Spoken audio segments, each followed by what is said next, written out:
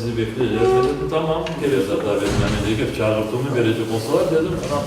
Aldım. Особое внимание уделили 3 мероприятиям, которые будут массовыми.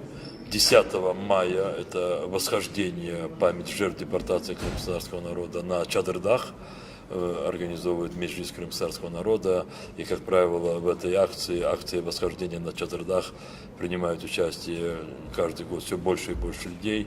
Это где-то будет 2-3 тысячи человек, в основном молодежь, хотя бывают люди и старшего возраста. 17 мая вечером на центральной площади города Симферополя мы проведем акцию, которая тоже больше молодежная. Эта акция называется «Зажги в своем сердце огонь». И она тоже посвящена памяти жертв депортации. 18 мая будет всекрымский траурный митинг, память жертвам геноцида крымско-татарского народа. Он будет проходить на центральной площади города Симферополя. Это вот то, что мы сегодня уже окончательно видим, как они будут.